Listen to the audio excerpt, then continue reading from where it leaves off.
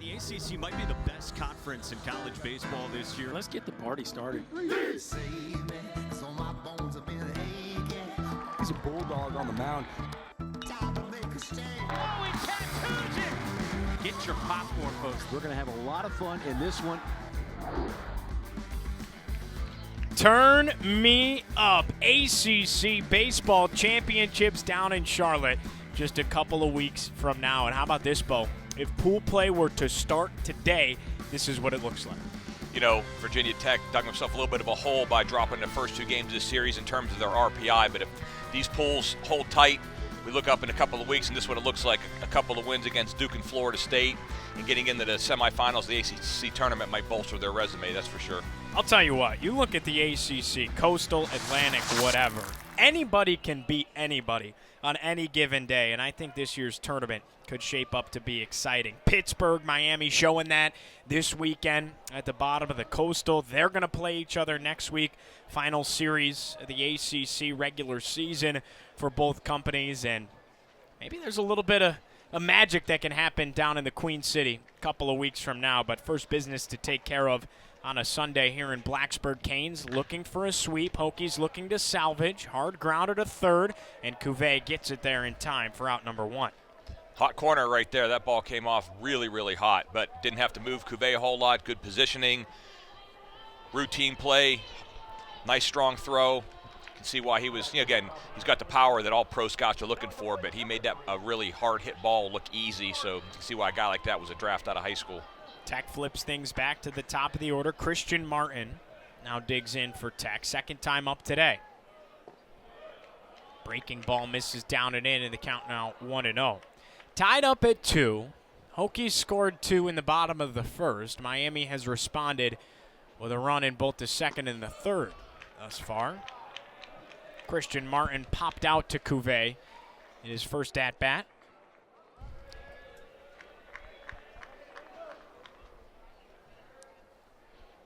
There's the 2-0.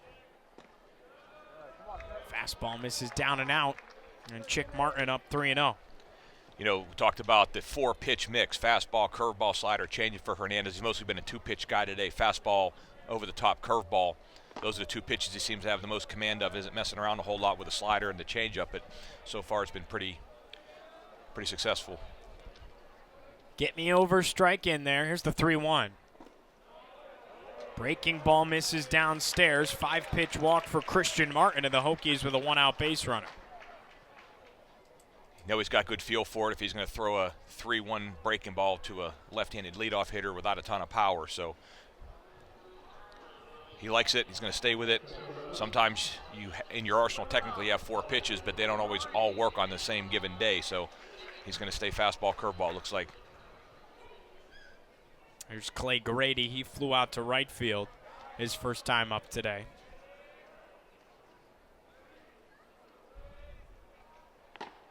Turns away from a sizzling fastball, 1-0. Grady batting second today for Virginia Tech after being featured in the 6-hole on both Friday and Saturday so far this series. 1-0. Breaking ball falls off a cliff into the zone for a strike. 1-1. What a pitch. Yeah, that's a very nice pitch. Again, it's not always how hard you throw. It's a differential between the 2 pitches you throw. And when you see a 16, 17-mile-an-hour differential between the fastball and the curveball, that's really hard for a hitter to time up, especially when both are in the zone. Miami's been dialed in on the hill all weekend.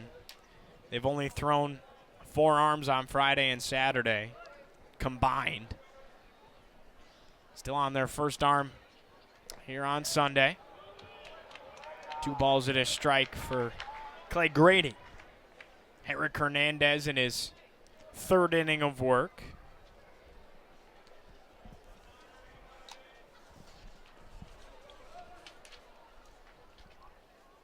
Two one.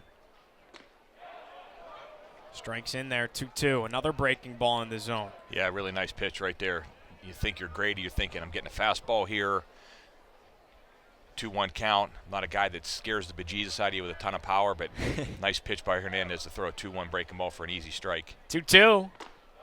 Breaking ball misses high, and the count is full. Well, look at what Hernandez has done. He hasn't even really made a mistake. DeMartini with the 2-run homer, but great pitch. He went down and golfed at it and caught the jet stream over the wall. Yeah, pitch, if you're watching this game, you're saying this guy's only been a full-time pitcher for 2 years, you'd say there's no way. And he's rung up. Strike him out. Did they get to throw him out? They did not. Grady thought he had a walk.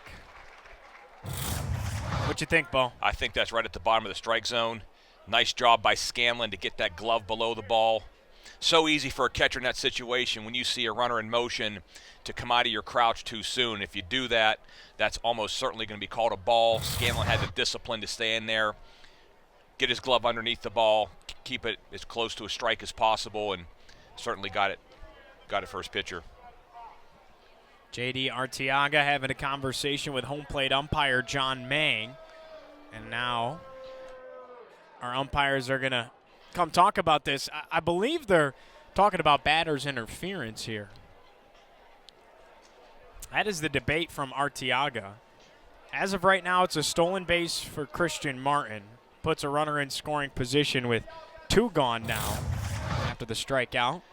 Grady's such in a hurry to get out of that box on what he thought was ball 4. Does he come in front of? Yeah, I think he has. I think they have a case. No physical contact there. Didn't really impede the throw, but definitely worth talking to John Mang about it for J.D. Arteaga to see if he can get a gift third out right there. Definitely altered any chance of a throwing path down to second. Regardless, we go back to baseball. And Ben Watson looks at a fastball outside, 1-0. Watson starting hot. Top batting average in the ACCs, 1 for 1 already today with a single. 1-0. 1-1. Yeah, like I said, if you're a pro scout or just a college baseball coach and you said Herrick Hernandez has been a full-time pitcher for 2 years, there's no way. I mean, this guy's got some polish. Like I said, he may have 4 pitches on any given day, but today he's got 2 working for him. And other than a home run that probably shouldn't have been a home run, he's pitched very well. 1-1 shot off the base of the wall and left. Christian Martin comes in to score. Head first slide in his second on an RBI double for Ben Watson. Hokies back in front, 3-2. I remember when Albert Pujols came up, when he with the Cardinals into 2000, they called him the machine, La Máquina. I got to call Ben Watson the machine. All he does is hit, man. It's amazing. I almost never see him pull the ball, but he still hits the ball hard to center field and left field as anybody I've seen this year. Just a really, really talented hitter. Yeah, that's a good point you bring up. He had that RBI double in the third on Friday. Cranked it the other way. Yep. Down the left field line. Got all the way into the corner. There's Carson DeMartini with a runner on second and 2 gone. He swings and misses on a breaking ball, 0-1. First pitch breaking ball to DeMart. Yeah, and again, going back to Watson, his third at bat on Friday, he lined out to Cuvée. So all he does is just hit the ball up the middle and backside. A Luis Arias type of hitter for the Padres. Just sprays the ball over the yard, deep at bats. No matter where he puts the ball, it's usually hit hard somewhere. That's just a talent that he has. You can't really teach it. He fooled him again with another breaking ball downstairs and quickly down 0-2. 2-run blast for DeMartini back in the first. Can he deliver again with a runner on second? The 0-2. Swing and a miss. He struck him out. Got him that time with a changeup. And Virginia Tech strands a runner on second. But Ben Watson, RBI double, 3-2, Virginia Tech.